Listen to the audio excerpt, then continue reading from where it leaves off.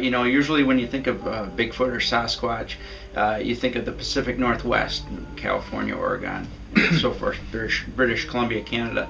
But actually in New York and Vermont, there have been a lot of sightings that were often overlooked. You can go back to the Algonquin and the Iroquois, the Abenaki in Vermont, and so forth, and they talk of the stone giants, giant men of the mountains. And so there's a rich history here. And if you get into the 1800s, these states in the Northeast, Maine, Massachusetts, Connecticut, New York, all these states seem to talk about wild men, and all of a sudden all these communities seem to have this wild man creature reports. There've been a lot of sightings in New York. Probably one of the landmark cases was the Abair Road incident, which happened in 1976 and involved several different police agencies. So there was police involvement, a lot of credibility. And people have to remember, when a policeman comes forward with a sighting like this, he has everything to lose and nothing to gain because of the ridicule factor.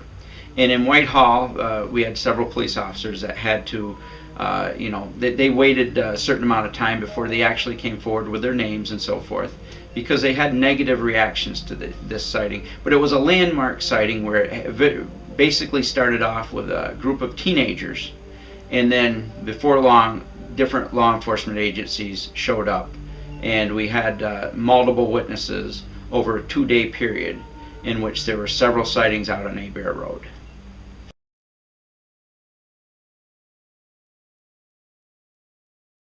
If you look into the history of Vermont, for instance, you'll find out that in the early 1800s, Governor Jonas Galusha actually had a campaign promise that he was going to bring in one of these creatures, and that's what he ran on. So it was one of the first early political campaign promise breaks of political times.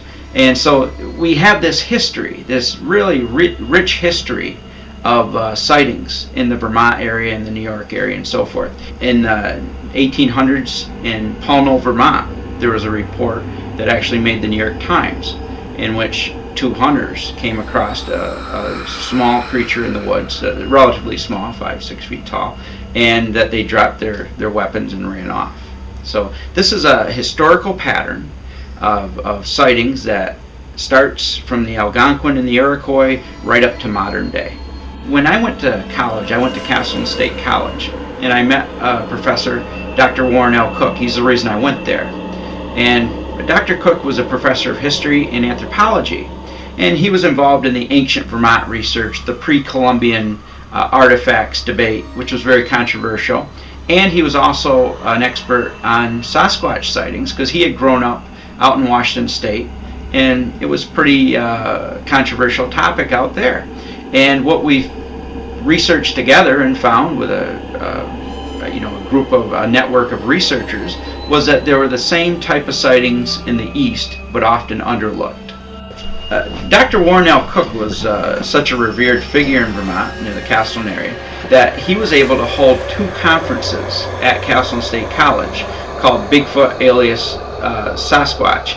And what they did is they held them on the campus, and they had overflow crowds. There was a tremendous interest. Dr. Cook was able to tap into this interest in the area, and he really created a stir with these 2 conferences. Now, in between these 2 conferences, which were held in 1985, a sighting took place in September in West Rutland. And in that case, we have multiple witnesses, and the witnesses heard something throwing what they thought were stones at a shed, and whatever this creature was giving off vocalizations, and was seen by at least 3 witnesses. On this very tough, gravelly road, they were able to find 6 impressions of the creature as it ran up this road, and of those 6, 3 were cast by a school teacher named Mel Loomis, and they were given to Dr. Cook.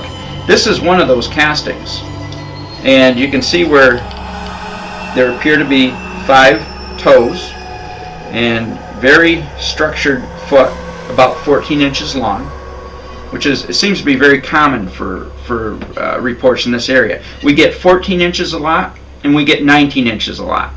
And the possible idea behind it is that 14 would be a full-grown female, 19 a full-grown male, and of course you'll get all sizes in between and shorter.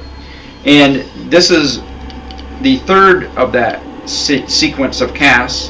And what is right here, difficult to see, but a small circle here, when the Mysterious Encounters crew came here in the early 2000s to shoot a segment, they found a hair that had been embedded with both ends in the casting, and it had been overlooked for 20 some odd years. And that hair was analyzed. It was deemed to be insufficient quantity, but it was very similar to hairs that they had had at other sites that turned up to be termed unknown primate. So this is a very credible sighting, very credible witnesses, and perhaps some physical evidence that had been documented.